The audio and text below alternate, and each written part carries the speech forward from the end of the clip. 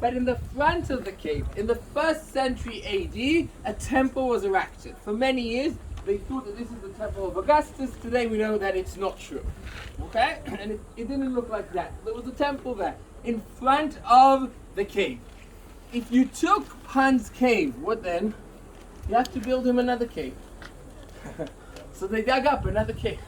You remember the inscription I read to you? You can see it up there underneath the niche in what we call tabula ansata. 2 years. You see those triangles? Years. Okay. Ansata is years on the side of a tabula. Tabula is really a square kind of form that you can write inside. So tabula ansata. Okay, tabula with ears. That's what it means. You say tabula, it's okay. Different thing. Tabula ansata in Greek. And you can see that there's inscription there in Greek, and that's the inscription I read to you before about the year 148.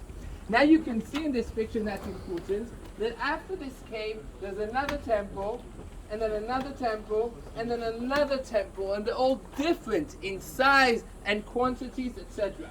This is what we call an open temple, right here where you are standing now in this niche. What's important to me is not these temples, that we have inscriptions telling us who they were for. Pan and Nemesis, Pan and Zeus. For me, important are these 2 temples at the end that we're going to go and see now. The first temple here, number 6, it says, the tomb temple of the sacred goats.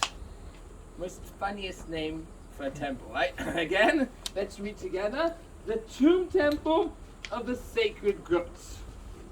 Sacred goats, what are you talking about? Second, moving to the next one, if you really want to, number 7. The circle you see right here, and it says the following: the temple of Pan and the dancing goats. People, come on. Okay? What are you talking about? Okay? So to understand what we're talking about, let's go and see what was left of those temples.